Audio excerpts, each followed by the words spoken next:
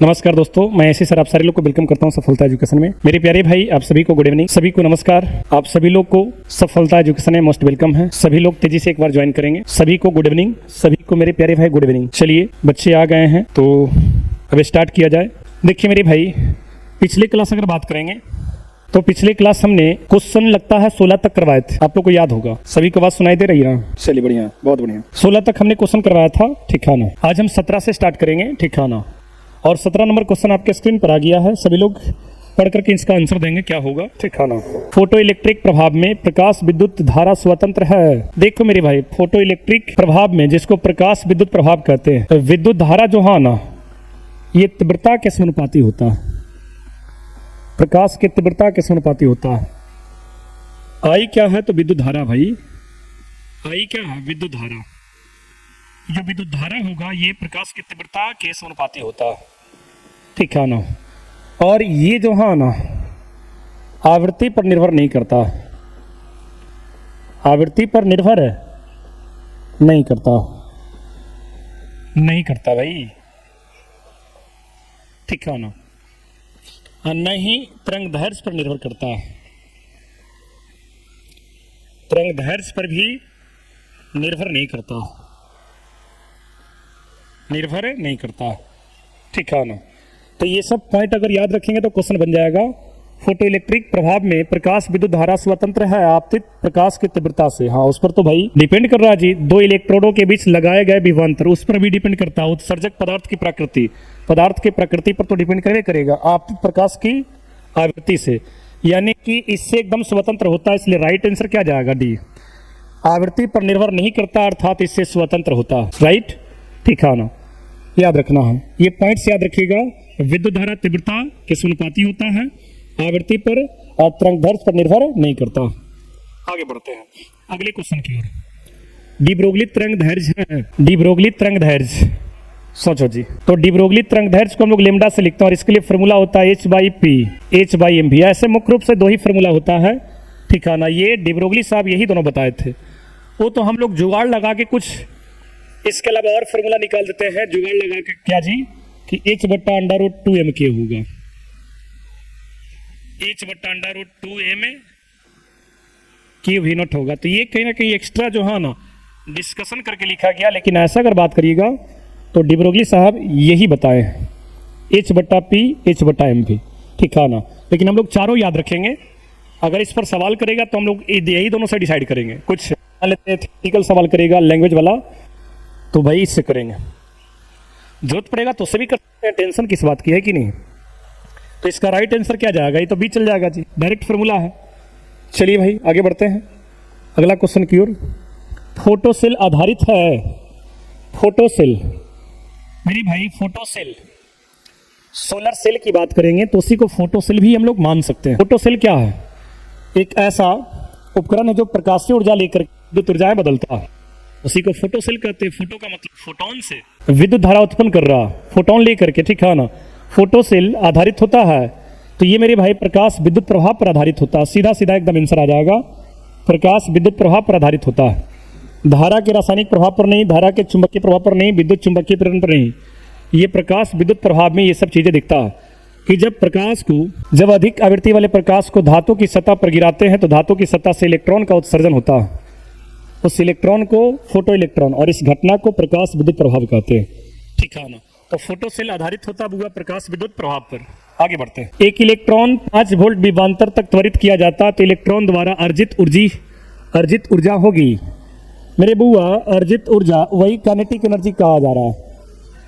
तो जब इलेक्ट्रॉन को 5 वोल्ट दिया जा रहा, हम सीधा जानते हैं कि Q आवेश को V वोल्ट देंगे तो एनर्जी क्या हो जाएगा? QV। कैसे? तो आप पढ़े होंगे W बराबर, आप पढ़े होंगे V बराबर W/Q। यहां से W निकालोगे ना तो क्या जाएगा? QV। और ये आपको बताया गया है कि किसी वस्तु द्वारा किया गया कार्य ही ऊर्जा में बदलता है, तो ये काइनेटिक एनर्जी लिख देना है QV। तो ये फॉर्मूला इंपॉर्टेंट है, ठीक है ना, हम लोग बार बार यूज करेंगे। अब यहाँ पर आवेश की जगह पर इलेक्ट्रॉन दिया, वोल्ट कितना दिया? 5 वोल्ट। तो ये हो जाएगा कितना? 5 electron volt. 5 electron volt. Right answer क्या जाएगा? 5 इलेक्ट्रॉन वोल्ट चला जाएगा। ठिकाना। ये फॉर्मूला आपके लिए पॉपुलर है, ध्यान में रखिएगा। ठिकाना क्यू भी। आगे की ओर बढ़ते हैं। 500 नैनोमीटर तरंगदैर्घ्य वाले एक फोटोन की ऊर्जा क्या होगी? सी दे दिया है, एच दे दिया है, और जो भी आंसर है जूल में है। तो आपको पता है कि एक फोटोन की ऊर्जा एच न्यू या एच सी बट्टा लेमडा होता है, लेकिन यहाँ पर वेवलेंथ दिया है तो हम लोग इस फॉर्मूला को लगाएंगे, है कि नहीं? E बराबर एच सी बट्टा लेमडा। एच दे दिया आपको, ऐसे हम लोग को पता है 6.626 दिया है, गुना 10 के पावर कितना -34। प्रकाश की चाल, सी प्रकाश की चाल दे दिया है, हम लोग को पता है 3 गुना 10 के पावर 8 मीटर पर सेकंड होता है ऐसा ही मात्रक में। ये वेवलेंथ दिया है कितना? 500 नैनोमीटर। तो 500 नैनो का मतलब 10 के पावर -9 मीटर, ऐसा ही मात्रक में डेटा रखेंगे। तो 500 गुना 10 के पावर क्या जी -9। अब इसको कैलकुलेट करेंगे 6.626 गुना 3, और ये 34 में से ये 8 को एडजस्ट करिए तो ये आ जाएगा 10 के पावर 4 घटेगा तो 30, 4 और घटा दो -26। अब बट्टा में ये 5 गुना ये 2 गो जीरो इसमें डाल दो तो 10 के पावर -7 हो जाएगा, क्योंकि 2 जीरो इसको घटा देगा -7 कर देगा। अब ये गुना कर दो, 6 तिया 18, 2 दुना 2 तिया 6 1 7, 6 तिया 18, 6 तिया 18 1 19, 3 अंक के बाद दशमलव बटा 5, 10 के पावर -26, 10 के पावर -7, जब ऊपर जाएगा तो प्लस हो जाएगा। ये लगभग में जो है ना 4 मरतबा। अरे भाई 19.878 है तो पंचों का 20, क्योंकि 4 ऑप्शन में दिख रहा। 4 गुना 10 के पावर ये बुआ -19 बचेगा, इतना जूल। लगभग में काट दिए क्योंकि 19.878 है तो ये 20 के आसपास है, पंचों का 20 ऑप्शन को देखते हुए काम कर रहे हैं, इसलिए इसका राइट आंसर क्या जाएगा? ए जाएगा। इस प्रकार से आपको सोल्व करना। अब आगे बढ़ते हैं मेरे भाई। 22 नंबर क्वेश्चन है कि एक इलेक्ट्रॉन को विभवांतर भी के अधीन विराम से त्वरित करने पर इसकी चाल होगी। बहुत बढ़िया क्वेश्चन। जब इलेक्ट्रॉन को ठिकाना भी विभवांतर के अधीन विराम से त्वरित किया जाता तो इसकी चाल, तो सबसे पहले Q आवेश को अगर भी विभवांतर देंगे तो इसका गतिज ऊर्जा Q भी होता। इलेक्ट्रॉन है तो E इंटू भी हो जाएगा, लेकिन हमसे पूछा क्या जा रहा है? चाल पूछा जा रहा। तो आपको पता होगा कि काइनेटिक एनर्जी का फॉर्मूला वेग के टर्म में होता हाफ एम वी स्क्वायर, है कि नहीं? अब बताओ, ये भी विभवांतर है, ये भी वेग है, तो इसका नाम थोड़ा सा अलग कर देते हैं, चाहे इसको रहने देते हैं, इसी को अलग कर देते हैं, हाफ एम v1 का स्क्वायर। ये हुआ क्या है? वेग है। तो काइनेटिक एनर्जी की जगह पर रख सकते हैं हाफ एम v1 का स्क्वायर बराबर क्या जी? ev, क्योंकि भी तो देले है, जो भी चेंज करेंगे तो इसमें करेंगे, देख रहे कि वेग है तो इसको v1 कर दिए, 2 से गुना कर दो, एम v1 का स्क्वायर बराबर क्या जी? 2ev, v1 का स्क्वायर करेंगे तो ev बटा क्या? एम v1 क्या हो जाएगा? अंडर रूट 2ev बटा एम। ये रहा। बोला जा रहा है कि भाई इसकी चाल तो निकल गया, यही तो चाल है जी। ये क्या है? ये हम चाल निकाले। तो चाल देखिए बुआ, ये चाल जो है ना, ये अंडर रूट भी के क्या है? समानुपाती चल रहा है, क्योंकि ऊपर में ना भी है तो सामने सामने हो जाएगा, क्योंकि भी के साथ रिलेशन दिया, तो अंडर रूट भी के क्या हो जाएगा? समानुपाती हो जाएगा। हट जाओ भाई, बहुत सारा कीड़ा गया है। अंडर रूट क्या हो जाएगा? वी के समानुपाती। राइट आंसर क्या जाएगा? वी जाएगा। समझ लो, काइनेटिक एनर्जी क्यू भी होता है, ई इलेक्ट्रॉन के लिए वी, काइनेटिक एनर्जी को हाफ एम वी स्क्वायर, यहाँ पर भी v1 कर दिए हैं क्योंकि चाल है, और यहाँ से देख रहे हैं कि अंडर रूट वी के समानुपाती है। राइट आंसर क्या जाएगा? बी जाएगा। अगला देखिए क्वेश्चन है 23 नंबर। प्रकाश वैद्युत उत्सर्जन की घटना में आपतित प्रकाश की तीव्रता बढ़ाने पर वैद्युत धारा, तो मेरे बुआ अभी हम बताया था कि विद्युत धारा जो है ना, तीव्रता के क्या होता है? समानुपाती होता है। अभी हमने बताया था कि प्रकाश विद्युत प्रभाव में विद्युत धारा जो है ना, तीव्रता के समानुपाती होता है। अगर नहीं पता है तो इसको याद करना पड़ेगा, नोट करना पड़ेगा, और ये क्वेश्चन बनाने से ही समझ में आता कि किस टाइप का क्वेश्चन कैसे डील करना, इसलिए क्वेश्चन बनाना पड़ेगा आपको। तो विद्युत धारा तीव्रता के समानुपाती होता है, और यहाँ पर बोला जा रहा है कि आपतित प्रकाश की तीव्रता को बढ़ाया जा रहा है। क्या किया जा रहा है? बढ़ाया जा रहा है। तीव्रता बढ़ाएंगे तो विद्युत धारा बढ़ जाएगा, विद्युत धारा क्या हो जाएगा? बढ़ जाएगा। राइट आंसर ए जाएगा जी, राइट आंसर ए जाएगा। अब देखो अगला क्वेश्चन की ओर चलते हैं। अगला क्वेश्चन क्या है? किसी गतिमान कण से संबंध डी ब्रोगली तरंग की तरंगदैर्घ्य निर्भर नहीं करती है। वाह, बहुत बढ़िया क्वेश्चन। अब देखिए ना, डी ब्रोगली वेवलेंथ क्या होता है? h/p होता है, एच बाई एम भी होता है। ऐसे डी ब्रोगली साहब यही दोनों बताए थे, बाकी हम लोग जुगाड़ से 2 और लाते हैं, टोटल 4 को कर देते हैं। तो किसी गतिमान कण से संबंधित डी ब्रोगली तरंग को हम लोग डी ब्रोगली तरंग की तरंगदैर्घ्य निर्भर नहीं करती है। तो मेरे भाई ये तो द्रव्यमान पर निर्भर कर ही रहा जी, आवेश इसमें तो नहीं है, इसका मतलब इसी पर निर्भर नहीं करेगा। राइट आंसर क्या जाएगा? वी जाएगा। वेग भी इसमें है और संवेग भी है। बड़ा बढ़िया क्वेश्चन है मेरे बुआ। किसी गतिमान कण से संबंधित डी ब्रोगली जो वेवलेंथ है वो किस पर निर्भर नहीं करता है? डी ब्रोगली तरंगदैर्घ्य किस पर निर्भर नहीं करता है? तो आवेश पर नहीं करता, द्रव्यमान पर करेगा, वेग पर करेगा, संवेग पर करेगा। देखिए संवेग है, द्रव्यमान है, वेग है। बढ़िया क्वेश्चन था। आगे की ओर बढ़ते हैं, अगला क्वेश्चन। फोटोन के गतिज द्रव्यमान सूत्र है। देखिए फोटोन का विराम द्रव्यमान शून्य होता है। फोटोन का विराम द्रव्यमान क्या होता है? शून्य होता है। लेकिन फोटोन का गतिशील द्रव्यमान शून्य नहीं होता। गतिशील द्रव्यमान आइंस्टाइन के द्रव्यमान ऊर्जा समीकरण से निकाला जाता है, और आइंस्टाइन के द्रव्यमान ऊर्जा समीकरण क्या है? E बराबर mc²। यहाँ से m बराबर हम लोग निकालेंगे तो E बटा c²।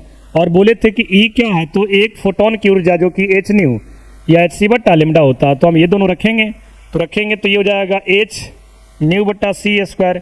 hc बटा लेमडा रखेंगे तो h बटा लेमडा। ये पिछले क्लास में डिस्कशन हुआ था, इसलिए हम बोलते हैं बुआ कि सब चीज पर फोकस करो, ठीक है ना। देखिए 2025 में सवाल पूछा गया, ये वाला से मैच कर रहा है। देखिए तो V जा रहा है, V जा रहा है आंसर मेरे भाई, 20 का आंसर जाएगा। कोई भी फॉर्मूला को हल्के मत लीजिए, सारे फॉर्मूला को घुमा फिरा के सवाल कर रहा है भाई। आगे क्यों बढ़ते हैं। इलेक्ट्रॉन का विशिष्ट आवेश होता है। बहुत बढ़िया, इलेक्ट्रॉन का विशिष्ट आवेश पूछा जा रहा। सोचो जरा, देखो जी विशिष्ट आवेश कहेगा, विशिष्ट आवेश कहेगा आवेश का, तो आवेश बटा द्रव्यमान होता है। देखो ना, आवेश का ऐसा मात्रक कूलम, द्रव्यमान का ऐसा मात्रक केजी, कूलम बटा केजी सब में है। तो आपको फॉर्मूला ना भी याद रहे ना, तो आप ऑप्शन देख करके पकड़ लो कि अरे भाई ये तो कूलम बटा केजी है जी, कुछ गड़बड़ चल रहा है। कूलम बटा केजी भाई, कूलम बटा क्या केजी। इसका मतलब है कि इलेक्ट्रॉन का ऊपर आवेश लिया होगा, नीचे मास ले लिया होगा। नहीं हो फॉर्मूला जानेगा तो तुम निकाल सकता यूनिट देख करके, ऑप्शन देख करके। इसलिए ऑब्जेक्टिव क्वेश्चन में बुआ बनाने के साथ साथ ऑब्जेक्टिव पर पूरा 90% फोकस रहता है। क्वेश्चन पढ़े से पहले बच्चा ऑप्शन में देखता है किसका क्या होगा, देखना भी चाहिए, उसके बाद क्वेश्चन पढ़ो, है कि नहीं? अनुभव मिलता है ना। बताइए, ऐसे चल रहा है। ऐसे अगर पूछेंगे हमसे तो ये फॉर्मूला होता है। अब इलेक्ट्रॉन के लिए आवेश E हो जाएगा, मास m हो जाएगा। इलेक्ट्रॉन का आवेश 1.6 गुना 10⁻⁻19 कूलम्ब होता है। निगेटिव होता है लेकिन हम लोग मान रखेंगे। और इसका द्रव्यमान 9.1 गुना 10⁻31 kg। मेरी बहू आपको पता होना चाहिए, इलेक्ट्रॉन का द्रव्यमान इतना होता है, हर किसी को पता होना चाहिए, ठीक है। अब देखो जरा, पॉइंट से पॉइंट काट दो, पॉइंट से पॉइंट कटेगा तो 16 बटा क्या हो जाएगा 91। ये 10⁻19 है, इसको ऊपर कर दो, 10 के पावर क्या हो जाएगा +31 कूलम बटा केजी। अब ये 16 बटा क्या हो जाएगा 91, और 31 में से 19 जाएगा मेरे भाई 12 बचेगा कूलम बटा केजी। 91 है, ऊपर में 16, ऐसा करो ना, एकरा में से एगो जीरो इसमें डाल दो, 160 बटा 91, ये 10 के पावर 11 कूलम बटा केजी। इतना ही से पकड़ में आ जाएगा। ऑर्डर देखिए, 10 के पावर 11, 10 के पावर 11, 10 के पावर 11 दो जगह दिख रहा है, लेकिन हमको पता है कि ये 2 मरतबे नहीं कटेगा, 2 से कम है जी। अरे भाई नीचे 91 ऊपर क्या है 160 है, और 91 दूना क्या हो जाएगा 182 होगा, यानी 2 से कम ही मरतबे कटेगा। इसका मतलब ये 1.8 गुना 10 के पावर 11 कूलम बटा केजी आ रहा होगा। अब कहेगा कि सर एग्जैक्ट डिवाइड करें तो 1.78 करके आ रहा कुछ। अरे 1.78 करके आ रहा तो 1.8 लिख सकते हैं कि नहीं लिख सकते है कि नहीं? जो भी है हम डिस्कशन नहीं किए, हम बस हिट एंड ट्रायल मेथड से काम कर रहे हैं कि भाई यहाँ तक तो ले ही आए, लेकिन हम देखें कि कितना मरतबे कटेगा, लगभग लगभग लगभग। तो लगभग में क्या जाएगा भाई, 2 से तो कमी में कटेगा, इसका मतलब ये वाला राइट आंसर जाएगा। ऐसे बनाया जाता है ऑब्जेक्टिव। अब ऐसा नहीं कि पूरा बजाबते बना रहे हैं, लास्ट में आंसर देख रहे हैं तो बनते रह जाएगा, नहीं बनेगा, उससे छूट जाएगा क्वेश्चन, ठीक है ना, ध्यान में रखना। आगे बढ़ते हैं। अगर इसी में कहेगा प्रोटॉन का, तो प्रोटॉन का आवेश और प्रोटॉन का द्रव्यमान कर लेना। उसी प्रकार न्यूट्रॉन का कहेगा तो न्यूट्रॉन का आवेश और न्यूट्रॉन का द्रव्यमान, लेकिन न्यूट्रॉन का आवेश नहीं होता, तो ऊपर 0 हो जाएगा, नीचे में मास रखेगा तो 0 बटा मास 0 हो जाएगा। इसलिए इलेक्ट्रॉन का होता है विशिष्ट आवेश, प्रोटॉन का भी होता है, न्यूट्रॉन का विशिष्ट आवेश नहीं होता, याद रखिएगा, समझा दिए। अब मेरे भाई ड्यूअल नेचर ऑफ लाइट में जो है ना, इतना ही सवाल था आपका। जो भी डिस्कशन चल रहा, टारगेट जो है ना, टारगेट वाला क्वेश्चन बैंक से चल रहा। आप थंबनेल पर देख रहे होंगे, उसमें ड्यूअल नेचर का हम डिस्कशन कर रहे थे, तो उसमें टोटल ऑब्जेक्टिव 26 गो है 2025 तक। अब देखो इसमें जो है ना 2 नंबर का सवाल आ रहा है, तो 2 नंबर के ऊपर काम करेंगे। 2 नंबर का सवाल लघु उत्तरीय प्रश्न है। क्या है भाई पहला सवाल? तापायनिक उत्सर्जन की प्रक्रिया सिर्फ धातु सतह पर क्यों घटती है? ये 2 नंबर का सवाल है कि तापायनिक उत्सर्जन जो है ना केवल धातु की सतह पर क्यों घटती है, रीजन देना है। तो मेरे भाई इसका आंसर हम लिख के लाए हैं, ठीक है ना। क्या लिखा हुआ है? तापायनिक उत्सर्जन की प्रक्रिया सिर्फ धातु सतह पर घटती है। एक लाइन तो पूरा क्वेश्चन में लिख देना। कुछ ऐसा क्वेश्चन मिलता है कि क्वेश्चन से हम लोग शुरू करते हैं, तो एक लाइन क्वेश्चन में लिख देना कि तापायनिक उत्सर्जन की प्रक्रिया सिर्फ धातु सतह पर घटती है, क्योंकि धातु के पास मुक्त इलेक्ट्रॉन होता है, फ्री इलेक्ट्रॉन होता है। अब मुक्त इलेक्ट्रॉन फ्री इलेक्ट्रॉन रहेगा तब ना बाहर निकलेगा इलेक्ट्रॉन, है कि नहीं। अगर आप हीट दे रहे हैं, उष्मा दे रहे हैं, धातु पर उष्मा दे रहे हैं, भाई प्रकाश नहीं, यहां उष्मा से बात कर रहे हैं, ठीक है ना। तापायनिक बोल दिया है, तापायनिक का मतलब ताप दिया जा रहा है, ताप उष्मा दिया जा रहा है। जब उष्मा देंगे मेरे भाई तो इस धातु में फ्री इलेक्ट्रॉन होगा तब ना बाहर निकलेगा। धातु में फ्री इलेक्ट्रॉन होता है, इसलिए धातु पर जो है ना तापायनिक उत्सर्जन की घटना घटती है, क्योंकि पर मेन वजह क्या है, इसमें फ्री इलेक्ट्रॉन्स होता है, मुक्त इलेक्ट्रॉन होता है। बढ़िया से लिख दिए। तापायनिक उत्सर्जन की प्रक्रिया सिर्फ धातु सतह पर घटती है क्योंकि धातु के पास मुक्त इलेक्ट्रॉन होता है, जो उष्मा पाकर जो है ना धातु की सतह से बाहर निकल जाता है, धातु की सतह से बाहर निकलता है। और उसके बाद बढ़िया से डायग्राम बना करके डन कर देना। ये तरीका हुआ 2 नंबर का। तो मैं उम्मीद करता हूं कि आप लोग को समझ में आ गया होगा। आराम से लिख लेंगे। सभी को भाई गुड इवनिंग। लेट से बताओ, समय से आ जाओ। देखिए अगला क्वेश्चन क्या है, ये दूसरा क्वेश्चन है और ये 2013 में पूछा गया है, 2014 में पूछा गया है। 2 नंबर का सवाल है, ध्यान से देखिएगा। करा कि एक इलेक्ट्रॉन जिसकी गतिज ऊर्जा 120 इलेक्ट्रॉन वोल्ट है, तो ए में संवेग ज्ञात करना है, बी में क्या डिब्रोगली तरंगदैर्घ्य ज्ञात करना है। 2 चीज निकालना है, संवेग और डिब्रोगली तरंगदैर्घ्य। अच्छी बात है। सबसे पहले हम आंसर में दिया है, क्या दिया हो भाई, 120 इलेक्ट्रॉन वोल्ट। ये क्या है, गतिज ऊर्जा है, जिसको के से लिखते हैं या के से लिखते हैं। 1 इलेक्ट्रॉन वोल्ट बराबर होता है 1.6 गुना 10 की पावर -19 जूल, क्योंकि वो इलेक्ट्रॉन वोल्ट ऊर्जा का अन्य मात्रक है, एसआई मात्रक जूल होता है, इसलिए 1 इलेक्ट्रॉन वोल्ट की जगह पर जूल में रखना पड़ेगा, तब ना डिस्कशन एसआई मात्रक में करिएगा। तो इलेक्ट्रॉन वोल्ट की जगह पर ये रख दिए, गुना नहीं किए हैं क्योंकि आगे गुना कर लेंगे, है कि नहीं। हो सकता कटने वाला होगा। संवेग के लिए हम जानते हैं फॉर्मूला कि काइनेटिक एनर्जी P²/2m होता है, पता होना चाहिए। नहीं पता तो रटो, याद करो कि काइनेटिक एनर्जी का रिलेशन संवेग के साथ होता है P²/2m। अगर कहेगा P² बताओ तो यहां से तिरछा गुना करेंगे तो 2m के स्क्वायर हटाएंगे तो रूट आ जाएगा। अब m की जगह पर इलेक्ट्रॉन का द्रव्यमान रखेंगे जो कि 9.1 गुना 10 की पावर -31 kg होता है, अभी बताए थे ना जी। और k क्या है भाई, तो ये काइनेटिक एनर्जी गतिज ऊर्जा ये रख दी है। मेरे भाई अंक को एक साथ करेंगे, 2, 9.1 और 120। 120 में ये क्या किए हैं, 0 को इसके साथ मल्टीप्लाई कर दिए। ये 0 को जब 1.6 के साथ मल्टीप्लाई करेंगे तो ये 16 बन जाएगा। तो देखिएगा 2 गुना 9.1 गुना ये 12 गुना ये क्या 16 बन जाएगा। और -19 और -31 ये दोनों मिलाइएगा तो -50 हो जाएगा। अब इन सबको गुना करिएगा तो ये 3494.4 गुना 10 की पावर -50।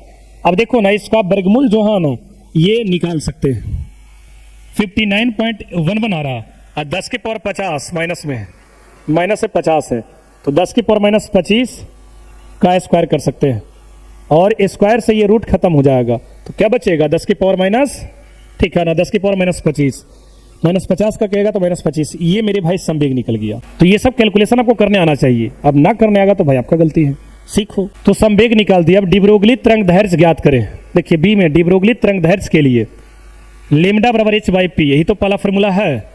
एच प्लांक नियतांक जो कि 6.62 गुना 10 की पावर -34 जूल सेकंड होता है। पी हम लोग निकाल लिए हैं, यहाँ रख देंगे। ये भी एसआई मात्रक, ये भी एसआई मात्रक, तो लेमडा का एसआई मात्रक आ जाएगा। ये पॉइंट के बाद 2 अंक, पॉइंट के बाद 2 अंक कटाए, उसके बाद जो हाँ ना इसको बढ़िया से डिवाइड करिएगा तो ये आएगा और ये दोनों को मिलाइएगा -34 + 25, क्योंकि नीचे से ऊपर जाएगा तो प्लस हो जाएगा तो 10 की पावर -9। और ये पॉइंटबा को अगर 1 के पास लेगा, दशमलव को 1 स्टेप आगे लेगा तो ये माइनस में बढ़ जाएगा, -10 हो जाएगा। और वेवलेंथ क्या है, वेव का लेंथ, तरंग की लंबाई, लंबाई का एसआई मात्रा क्या हो जाएगा, मीटर। तो ये आपका जो है ना बनाने का बेहतर तरीका हुआ, ऐसे बना सकते हो। समझ में आ रहा होगा मेरे भाई, है कि नहीं। चलिए आगे की ओर बढ़े, एक बार सभी लोग कमेंट करो आगे की ओर बढ़े कि नहीं, आगे की ओर बढ़े या नहीं। शॉर्टकट में यस लिखो पढ़ने के लिए बहुत बढ़िया, आगे की ओर बढ़ गए। तीसरा सवाल क्या है, डी ब्रोगली तरंग क्या है, इसकी तरंग दैर्ध्य का व्यंजक लिखें। बहुत इंपॉर्टेंट, बढ़िया क्वेश्चन है। ये 2 नंबर में लिखना मेरे भाई। तो आपको पता होना चाहिए कि गतिशील कण का उत्पन्न तरंग को डी ब्रोगली तरंग दैर्ध्य कहते हैं। ठीक है ना मेरे बुआ, गतिशील कण के कारण उत्पन्न तरंग दैर्ध्य को डी ब्रोगली तरंग दैर्ध्य कहते हैं और इसे लैम्ब्डा द्वारा सूचित किया जाता है। जब कोई कण मेरे भाई गतिशील में होगा तो वो जो है ना तरंग बन जाता। अब तरंग बन गया तो उसका तरंग दैर्ध्य होगा, और तरंग दैर्ध्य, और इस तरंग दैर्ध्य को हम लोग क्या कहते हैं, डी ब्रोगली तरंग दैर्ध्य कहते हैं, और इसे लैम्ब्डा द्वारा सूचित किया जाता है। लैम्ब्डा बराबर h/p या h/mv। h क्या है, प्लांक नियतांक, p क्या है, संवेग, m क्या है, द्रव्यमान, v क्या है, वेग। ये आपका 2 नंबर का काम हुआ। इस प्रकार से पेपर में लिखोगे, नंबर कभी नहीं कटने वाला, समझे ना। याद करने में एकदम जो है ना मीठा लग रहा होगा कि गतिशील कण के कारण उत्पन्न तरंग दैर्ध्य को डी ब्रोगली तरंग दैर्ध्य कहते हैं और इसे लैम्ब्डा द्वारा सूचित किया जाता है। लग रहा है कि कम लैंग्वेज है तो और जोड़ दीजिएगा। और निम्न प्रकार परिभाषित किया जाता है, एक लाइन और चल जाएगा, है कि नहीं भाई। और इसे लैम्ब्डा द्वारा सूचित किया जाता है और निम्न प्रकार परिभाषित किया जाता है। लो, एक लाइन और बढ़ जाएगा, उसके बाद बाकी डेटा बढ़िया से लिख देना। क्लियर, आगे बढ़ते हैं। आगे क्यों चलना है, चलो मेरे भाई। अगला क्वेश्चन आपके स्क्रीन पर आ गया। देहली आवृत्ति और कार्यफलन से आप क्या समझते हैं। देखिए, ये 2014 में पूछा गया था। इसमें 2 डिफिनेशन है। अब 2 डिफिनेशन है तो दोनों को व्याख्या करो, है कि नहीं। सबसे पहले क्या बोल रहा है, देहली आवृत्ति क्या है। देखो मेरे बुआ, प्रकाश विद्युत प्रभाव में, प्रकाश विद्युत प्रभाव में किसी धातु की सतह से इलेक्ट्रॉन को बाहर निकालने के लिए न्यूनतम आवृत्ति की आवश्यकता होती है। न्यूनतम आवृत्ति की आवश्यकता होती है, उसे देहली आवृत्ति कहते हैं और इसे न्यू नोट द्वारा सूचित किया जाता है। यही बात लिखे हैं। प्रकाश विद्युत प्रभाव में किसी धातु की सतह से इलेक्ट्रॉन को बाहर निकालने के लिए न्यूनतम आवृत्ति की आवश्यकता होती है, उसे देहली आवृत्ति कहते हैं और इसे न्यू नोट द्वारा सूचित किया जाता है। न्यू नोट बराबर क्या हो जाएगा, φ/h, जहां φ क्या कार्यफलन है, h क्या प्लांक नियतांक है। एकदम सिंपल। इस प्रकार से आपको लिखना पड़ेगा। मुझे पता है कि हर बच्चे के कॉपी में लिखा हुआ होगा, भले भाषा थोड़ा सा ओड होगा, किसी का इवन होगा, लेकिन सबसे बढ़िया भाषा में यहाँ पर एडजस्ट करके लिखे हैं। आप प्रयास करिएगा कि एक बार प्रैक्टिस कर लें, एकदम मस्त नहीं जबरदस्त हो जाएगा मेरे भाई, ठीक है ना। अब आते हैं कार्यफलन क्या है। एकदम ये सब का डिफिनेशन एक जैसा। कार्यफलन क्या है, एक बार बोल लेते हैं। प्रकाश विद्युत प्रभाव में किसी धातु की सतह से इलेक्ट्रॉन को निकलने के लिए न्यूनतम ऊर्जा की आवश्यकता होती है। न्यूनतम ऊर्जा की आवश्यकता होती है, उसे कार्यफलन कहते हैं। प्रकाश विद्युत प्रभाव में किसी धातु की सतह से इलेक्ट्रॉन को बाहर निकलने के लिए न्यूनतम ऊर्जा की आवश्यकता होती है, उसे कार्यफलन कहते हैं। और कार्यफलन को और इसे फाई द्वारा सूचित किया जाता है। फाई बराबर h न्यू नोट या h/λ0। याद रखिएगा, फाई एक प्रकार का ऊर्जा है और ये फोटोन की ऊर्जा के बराबर ही मैच करता है। फोटोन की ऊर्जा क्या होता है, h न्यू या h/λ। लेकिन ये कार्यफलन है तो इसका आवृत्ति फिक्स हो जाता है। न्यूनतम आवृत्ति फिक्स ना हो गया और अधिकतम तरंग दैर्ध्य ये भी फिक्स हो गया, तो खाली यहाँ नोट लग जाता है। और यहाँ पर ही आप लिख सकते हैं जहां h प्लांक नियतांक, c प्रकाश की चाल, न्यू नोट देहली आवृत्ति, है कि नहीं, लैम्ब्डा नोट देहली तरंग दैर्ध्य। आप खुद से लिख सकते हैं, है कि नहीं। जैसे यहां लिखे हैं ना उसी प्रकार से लिख सकते हैं। एक बार बोल देते हैं, h प्लांक नियतांक, न्यू नोट देहली आवृत्ति, c प्रकाश की चाल, लैम्ब्डा नोट भाई देहली तरंग दैर्ध्य। क्लियर। मैं उम्मीद करते हैं कि आप लोग को समझ में आया होगा। मेरे बुआ, मेरा नेटवर्क प्रॉब्लम नहीं हो सकता, ठीक है ना, आप सुधारिए। यहाँ कनेक्शन एक्सेलेंट बता रहा, कैसे हम मान लेंगे। चलिए जी आगे बढ़ते हैं। अगला क्वेश्चन जो कि ये लास्ट है मेरे भाई, ध्यान से देखना है। लास्ट क्वेश्चन है, निरोधी विभव क्या है। बहुत इंपॉर्टेंट है, ये पूछा गया कब जी, वही कब पूछा गया है, तो खैर देख लीजिएगा क्वेश्चन बैंक से, ठीक है ना। एक बार मैं देख लेता हूँ, ये 2014 का है जी।